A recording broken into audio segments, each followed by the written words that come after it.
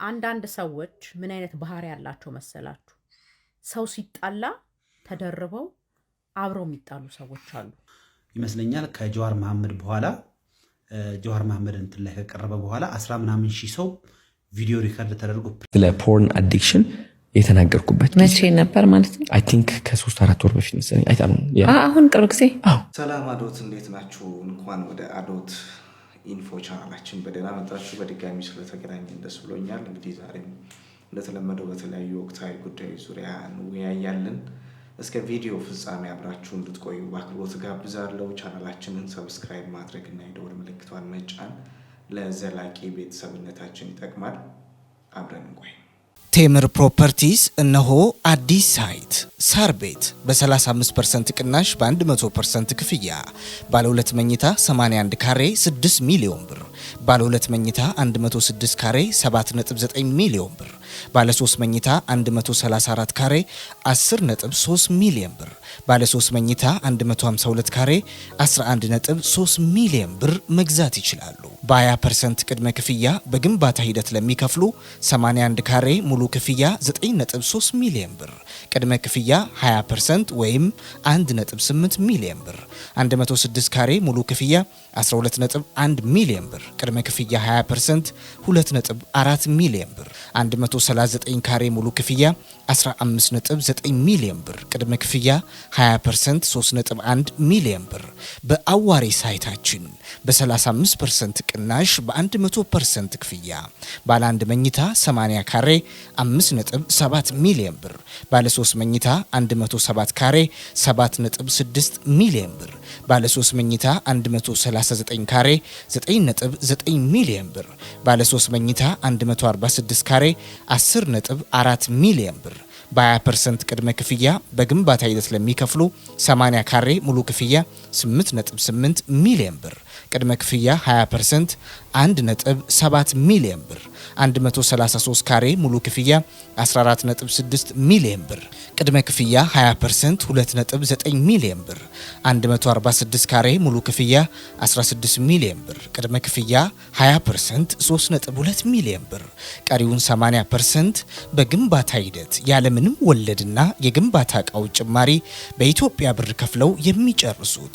30% እና ከዚያ በላይ ለሚከፍሉ ከከፈሉት ላይ ከ15% እስከ 25% ቅናሽ አዘጋጅተናል። ለበለጠ መረጃ በስክሪኑ ላይ በምትመለከቱት የስልክ ቁጥሮቻችን ደውሉልን። ቴምር ፕሮፐርቲስ። የሰሞኑ መነጋገሪያ ዝቅም ከፍም እያለ እየሆነ ያለው ወንድማችን አዶናይ ነው። ከአዶናይ ጋር ተያይዞ እንደገና የጋለ እሳት ተነስቷል። ያው ሰዎች የራሳቸውን ምልከታና የራሳቸውን አስተያየት በተለያዩ አይነት ጉዳዮች ይሰጣሉ። ዛሬ እኔ የመረጥኳቸው ቪዲዮዎች ላይ አስተያየት እየሰጠን እንመለከታለን። በመጀመሪያ ግን እኔ የምስማማበት ሀሳብ ስለሆነ የአዶናይ ሀሳብ ሰግጡ፣ ፈምሱ ወይም ደግሞ ደደብ ሁኑ፣ ገገማ ሁኑ ብሎ ያላቸው ሀሳቦች በትክክል ኢንቴንሽኑ እንደተረዳው ሰው ትክክል ናቸው ብዬ ስለማስብ ማለት ነው። ደደብ ሁኑ ብሎ ሲል ከእውቀት ውጭ ሁኑ ማለት ሳይሆን ከይሉኝታ ውጭ ሁኑ፣ ከሰው ምን ይለኛል ውጭ ሁኑ፣ የምታደርጉትን ነገር ከሰው ምን ይለኛል ሰርክል ውጭ ወጥታችሁ በድፍረት አድርጎ የምታደርጉት ነገር ምናልባት የሆነ ከፍታ የሚያሸጋግራችሁ ነገር ሊሆን ይችላል፣ ግን የኛ ሀገር ሰው ምን ይላል ብላችሁ ወደኋላ አትቅሩ የሚል አይነት ሀሳብ ስለሆነ የምስማማበት ነው። ግን ሰግጥ ፍምስ ምንድን ነው የሚለውን በትንሹ ያብራራ ይመስለኛል። እንስማው እስቲ። አይ ቲንክ ስግጥ ማለት ድምጽህ ከፍ ማድረግ ነው። እጅ አውጣ ስትባል እንደዚህ ማውጣት ሳይሆን እንደዚህ ማውጣት ነው። አሁን ትምህርት ቤት ላይ ለምሳሌ አንድ መምህር እድል ይሰጠናል አይደለ? እቺ ጥያቄ ይጠይቃል፣ መልሷን እናቃታለን እኮ እኛ። ግን እንዳይተርቡኝ ቢስቁብኝስ በሳሳት ልክ ባልሆንስ ብለን እንድትንች እንላለና ምን አላችሁ አጋጥሞናል አይደል? እንዴ ስንሳሳት ተተርበን የለ? በጣም ልክ ነህ። ስለዚህ እጅ አውጣ ስትባል እንደምትል ታውቀዋለህ እኮ መልሱን ታወጣለህ ሰግጠ። እኔም አውቀዋለሁ በተሳሳት ምን ኦኬ በቃ አውቀዋለሁ፣ ትሰግጣለህ አውቀዋለሁ። ከዛ ስትጠየቅ መልሱ እንደዚህ እንደዚህ እንደዚህ እንደዚህ እንደዚህ ተሳስተሃል። ክላሱ ዋ እምኩት ስግጥ። ሌላ ጥያቄ ይመጣል። እንደገና ስግጥ። ሶስተኛ ጥያቄዋ በጣም ከባድ ጥያቄ ልትሆን ትችላለች። መልሷ ግን አንተ ታገኛታለህ፣ ሌሎቹ ሳያገኟት which is ትራይ በቃ መሞከር በቃ ታወጣለህ። እጅ ላይ መሰገጥ ማለት መውደቅ መነሳት መውደቅ መነሳት። ያው በትንሹ ወደ ትምህርት ቤት ወይም የሆነ የቲም ሚቲንግ ኦር የቲም ስብሰባ የነበረን ጊዜ በልጅነታችን ትዝ የሚላችሁ ከሆነ እጅ የሚያወጣው አስተያየት የሚሰጠው ብዙ የሚያወራው ልጅ ሰግጧል ብለን ነው የምናስበው። ስለዚህ እያለን ያለው መሰገጥ ወይም ደግሞ ለዓላማችን ድርቅ ማለት ውጤታማ ያደርገናል እንጂ አይጎዳንም የሚል መልእክት እንዳለው ነው የምንረዳው። አዶናይ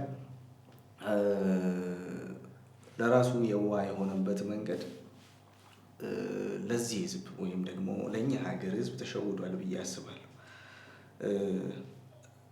ብዙ ወጣቶችን ለማስተማር ወይም በዚህ ሰዓት በርካታ ወጣቶች ያሉበትን ሁኔታ ለማስረዳት እና እነሱ ካሉበትም እንዲወጡ ራሱን አጋልጧል፣ ራሱን አሳልፎ ሰጥቷል፣ ያለበትን ያሳለፈውን ገመናውን አውጥቷል። እና ከዚህ ጋር ተያይዞ ብዙ የሚያውቁኝ ሰዎች፣ ታዋቂ ሰዎች፣ አርቲስቶች ሸሹኝ ይላል።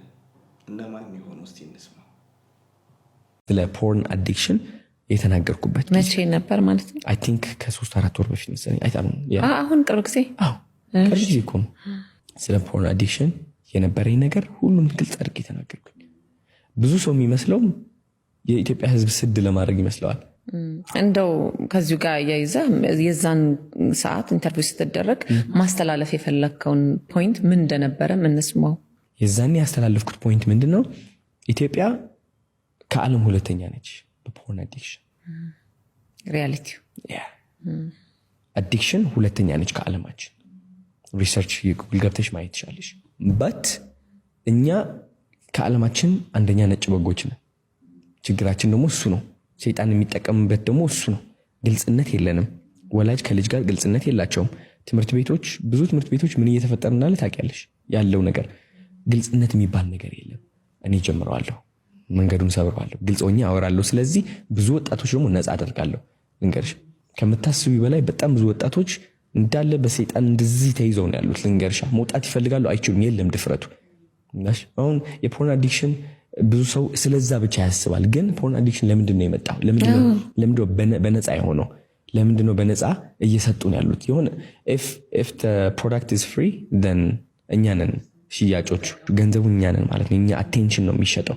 ስለዚህ እንዳለ ወጣቶች፣ ህፃናቶች ከ10 ምናምን ዓመት 11-12 ዓመት ጀምሮ ያውቃሉ ስለዚህ ነገር። they are aware። ቲክቶክ ላይ ከገቡ ያውቁታል። ልንገርሽ፣ ምንም ማድረግ አይጠበቅባቸውም። ሰበርኳት፣ መንገዷን ተናገርኩኝ። ሀገር ሙሉ አንቋሸሸኝ። ልጆቻችን እያበላሸው ነው ተባልኩኝ። ግን አዌርነሱ ፈጠርኩት። which is ችግር እንዳለ ታወቀ። አሁን ነው ሰው ቆይቶ እየገባ ያለው የተናገርኩት ነገር ይዛኔ ማለት ነው። ግን ዋና ዓላማ ምንድነው? በጥሰን መውጣት፣ ሰብረን መውጣት። ከምን? ከዚህ እንደዚህ ሰይጣን እንደዚህ አድርጎ የያዘብን ነገር የፖርን ሊሆን ይችላል፣ የአልኮል ሊሆን ይችላል፣ የዊድ ሊሆን ይችላል። ኤኒ ታይፕ ኦፍ ቲንግ ህይወታችን ላይ ቁጥጥር ካለው ከዛ ሰብረን ለመውጣት ነው ያ ፖድካስት የነበረው ማለት ነው። አሁን እኔ ምሳሌ ሆኛለሁ። በዛ ሁሉ መከራ አልፌ ብዙ ሰው ያውቀዋል። ስንት ሰው ተርቦኝ መሳለቂያ ነበርኩኝ የሁሉም እኮ። አሁን ግን ተገልብጦ የሆነ ነገር ተፈጥሯል። ምሳሌ ሆኛቸዋለሁ። እነሱ መውጣት ይችላሉ። እንዳልከው የፍርሃት፣ የጭንቀት፣ ኮንፊደንስ የማጣት ዴት ለማድረግ እኮ ወጥተህ ስፖርት ሰርተህ ምን ብለህ ሻይ መጠጣ አይነት ሰው መሆን አለብህ አይደለ? የፍርሃት የበሽታ ነው ራሱ። እንደ በሽታ ነው ትሪት መደረግ ካለበት መደረግ ያለበትና አንድ ሰው ይህን ታመም የነበረ ከዚህ ደግሞ አሁን ተፈውሻለሁ እናንተም ውጡ ሲል ይሄ ትልቅ ትምህርትና ተምሳሌት መሆን መቻል ነው ብዬ አስባለሁ። ምክንያቱም ያንን ውርጅብኝ ደግሞ መሸከም በራሱ ደግሞ ሌላ የሁለተኛ ፈተና ሆነ ብዬ አስባለሁ። ራስ ጋር ያሉትን ችግሮች ታግለህ አሸነፍክ። ከዛ ራሴን ደግሞ አሸነፍኩ፣ ራሴን አወቅኩ፣ ራሴን ያስኩ ስትል ደግሞ እንደዚህ አይነት አስተሳሰቦች ሲጫኑብህ ምን ነበር እንደው የተሰማ? ይህንን አብረን አንሳው። በስመ አብ ወመንፈስ ቅዱስ። ሰው ያ እሳት ያልኩሽ ነገር ማለት ነው። አንዳንዴ ግን የሆነ ቁጭ ብለሽ አስበሽበት አታውቂም? ሁሉም ሰው ቢጠላኝ ብገላገል እግዚአብሔርን አይደለ ቢጠላኝ ሁሉም ሰው ብሎ አንዳንዴ እኮ እንደዛ ላይ እግዚአብሔር ነው እንጂ አስባለሁ እንደዛ ሁሉም ሰው ቢጠላኝ አንዳንዴ ይመጣብኛል። የእውነት ግን ነው በጣም ሰው አስደሳች ስትሆኝ ኧረ ጠልቶኝ ባርፍ ምን ባልጠበቁ በቃ ሆነ።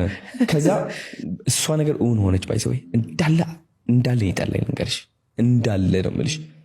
ያው አወራቸው የነበሩ አክትረሶች ነበሩ፣ አክተሮች ነበሩ፣ ሴሌብሪቲዎች ኢትዮጵያ ውስጥ መሴጆቻቸውን ዲሊት አድርገው ይሄ ባለጌ ያለው አንፎሎ ያደረጉ እግዚአብሔርን አውቃቸዋለሁ። አሁንም አስታውሳቸዋለሁ ስማቸው። አንዳንዶቹ ለማውራት ይሞክራሉ፣ አላወራቸውም። በክፉ ጊዜ ጎን ላይ የማይሆን ሰው ታውቀዋለህ። ግን የዛኔ አንድ አዶናይ ነበርኩኝ። ኢቨን ፋሚሊ ቤተሰብም በቃ ላይ ማመን አቅቷል። አስቢ እስኪ በምን መሄድ እንደሚሄዱ እነሱ እኔን ተይኝና በቃ ማዘር አሁን ሰዎች ጎረቤት እየሄዱ ይነግሯት ነበር ምንድነው ነገር። ከዛ ማዘር ደውላ በቃ ተጨናንቃት ነገር አረ ለምንድነው ምናምን በቃ እንደውም አታሳየኝም ስሜቶቿ። ግን ከኔ ኋላ ያለው በጣም እንደምታለቅስ እርግጠኛ ነኝ፣ በጣም እንደምትሰቃይ። ፋዘርም አስቢ የፋዘርም አታዩ ባሻ። ግን ብቻዬን ቆምኩኝ በረንዳ ላይ ቁጭ ብዬ ሁሌም አስታውሳለሁ። እዚህ አዲስ አበባ ሆቴል ላይ አያለሁ፣ አዲስ አበባ አያታለሁ። አንድ ቀን ይመጣል ሁላችሁም ይገባቸዋል ያልኩት ነገር። አሁን ችግር የለውም ምንም አልፈርድም። ግን ነፃነቴ ግን አውጃለሁ። ሁላችሁም ስለጠላችሁኝ ለራሴ መቆም ጀምሬያለሁ። ተመስገን።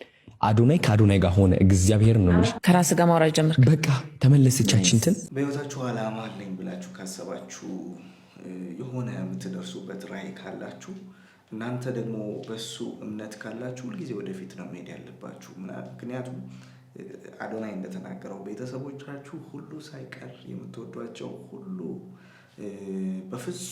በፍጹም ጀርባ ይሰጡኛል ብላችሁ ማታስቧቸው ሰዎች ጀርባ ሰጥቷችሁ ልታገኙ ትችላላችሁ። በዚህ ሁሉ ውስጥ ግን ስግጥ ማለት ትልቅ ደረጃ ያደርሳል የሚለው አዶናይ ትክክል ይመስለኛል። እናንተ አንዳንድ ሰዎች ምን አይነት ባህሪ ያላቸው መሰላችሁ? ሰው ሲጣላ ተደርበው አብረው የሚጣሉ ሰዎች አሉ። እነኛ ሁለት ሰዎች ደግሞ ሲታረቁ መጨረሻ ላይ ዳር ይቀራሉ። እና ምን ለማለት ፈልጌ ነው? ገብቷችኋል ማለት የፈለኩት ነገር። ሰይፉና አዶናይ አልተግባቡም። አምለሰት ከሰይፉ ጋር ተደርባ መጣላት ነበረባት? ይህንን እናንተ መልሱት። አንዳንድ ሰዎች የአምለሰትን ፎቶ ለጥፈው ሲሰድቧት አየሁኝና በጣም ደነቀኝ። ግን ሰው ሲጣላ አብራችሁ የምትጣሉ ሰዎች ምናችሁ ነው የሚያማችሁ? ሰዎች ለማስታረቅ መሞከር ነው እንጂ ያለባችሁ አብራችሁ ተደርባችሁ የባሰ ግጭቱን ማባባስ ጥሩ ነው ብዬ አላስብም። እና ማለት የፈለኩት ነገር አምለሰት ምንድነው ጥፋቷ? ሰይፉና አዶናይ ነገ ሲግባቡ እሷ ዳር ትቅር እንዴ? ይሄ እኮ የስራ ባህሪ ነው። ስራ ነው ጋይስ፣ ሚዲያ ስራ ነው። ሰይፉና አዶናይ ተጣልተዋል እንዴ? ምርር ያለ ጸብ ነው እንዴ ተጣሉት? አልተግባቡም እንጂ ሌላ የፈለኩት ነገር ገብቷቸዋል። በጣም ነው የምታምሩት። ውይ ስታምሩ አይገልጸውም ጋይስ። ኤኒዌይስ በቅርብ ደግሞ አዶናይንና ሰይፉን አንድ ላይ ስታዩቸው ያሽቃበጣችሁ ሰዎች ምን ልትሆኑ ነው? መልሱልኝ። ማድነቅ ይቻላል አይደል? አድናቂያችሁ ነኝ። በጣም ወዳችኋል። ሁሉንም ነው ማደንቀው ነኝ። ሁሉንም ምን አገባኝ? ሰው ሲጣላ ብሬ ማሽቃበጠው። ነገ ሲጣሉ ስንቱ ሲጣላ አብረን እየተጣላን እኮ እኛ ዳር ቀረ። ይመቻችሁ። ትክክለኛ ሀሳብ ይመስለኛል ይሄኛው። አዶናይ ከዚህ ቀደም ከሰይፉ ጋር በነበረው መጠነኛ የሆነ አለመግባባት ምክንያት ለሀገራችን እንደዚሁም በሚዲያው ዘርፍ ትልቅ ውለታ ያለብንን ሰው ሰይፉ ፋንታሁንን ስናጥረገርገው ነበረ። ኋላ ላይ አሁን መጥቶ አምለሰት ጋር ሲቀርብ እየተነሱ ያሉ ሀሳቦች ትንሽ ውዝግብ የሚያስነሱ ሆነዋል። ሰይፉ ተበላ፣ ሰይፉ ተሸወደ።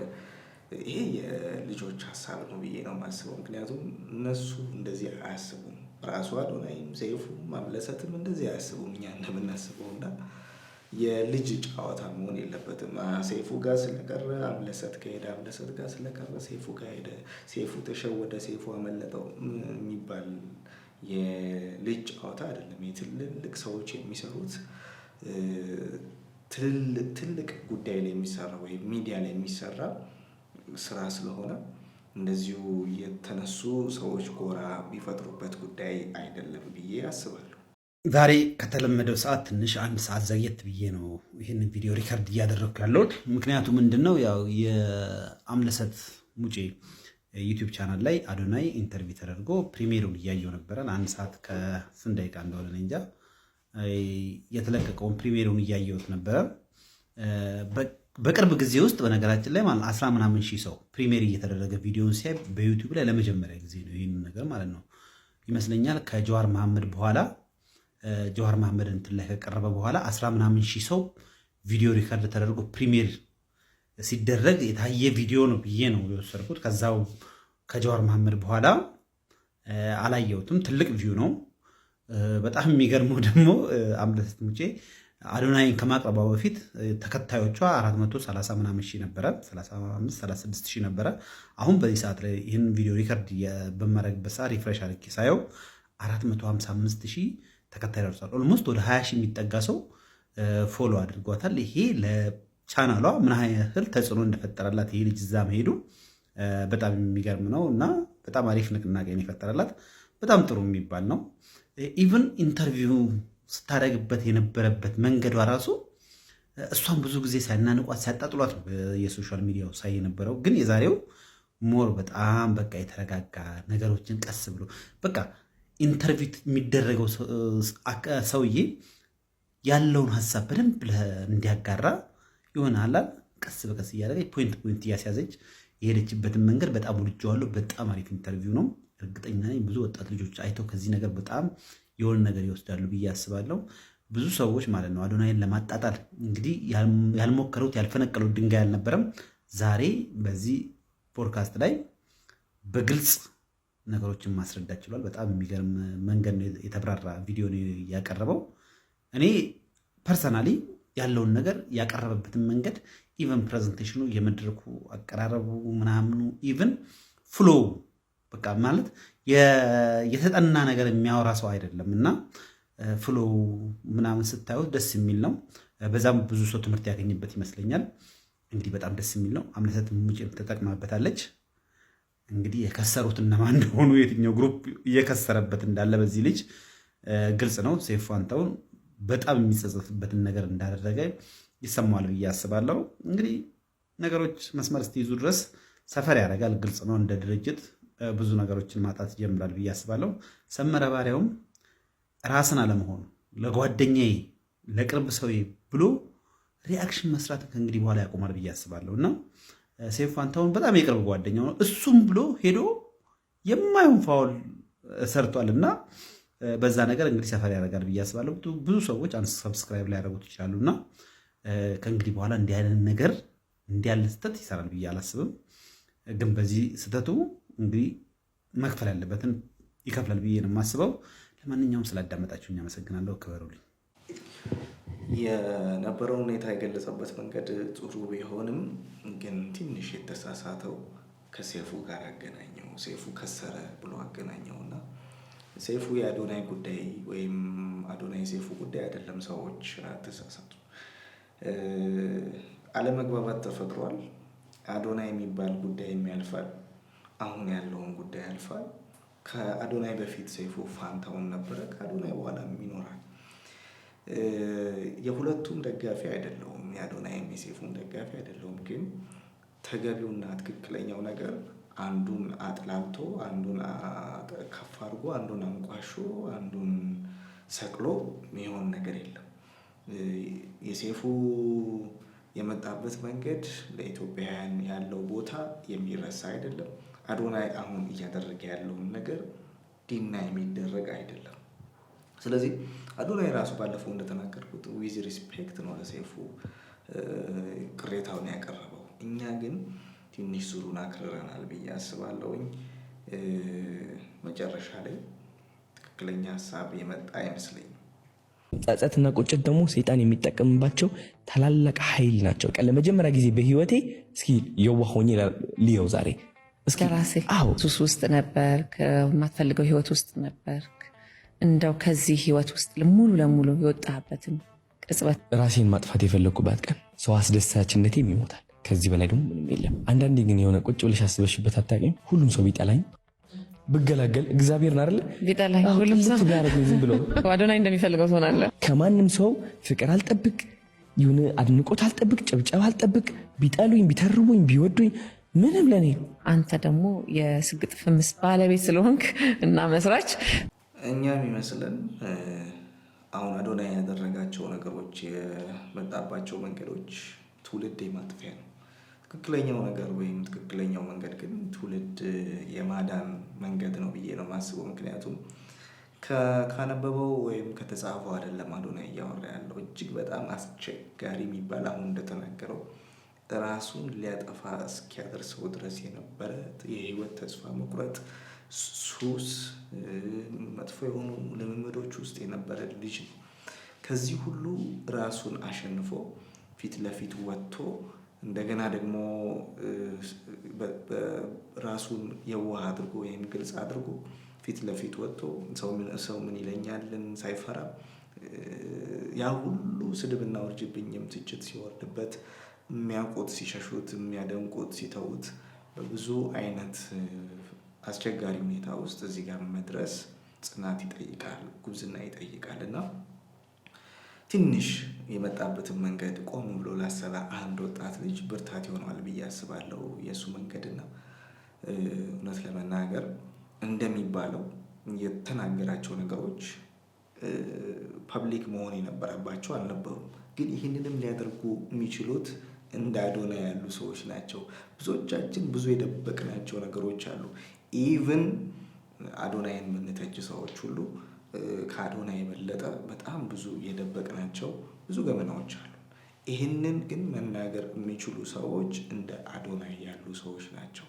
ችግራቸውን፣ ፈተናቸውን፣ አለመቻላቸውን የተናገሩ ሰዎች ናቸው አሸናፊዎችና አስተማሪዎች እንጂ ብዙ አስቸጋሪና መጥፎ የህይወት ልምምድ ውስጥ ሆነው ምንም እንዳልሆኑ፣ ምንም እንዳልተፈጠረ፣ ምንም ገመና እንደሌላቸው ሆነው የሚኖሩ ሰዎች ሳይሆኑ ራሳቸውን የሰጡና ራሳቸውን ያጋለጡ ሰዎች ናቸው አስተማሪዎች ብዬ አስባለሁ።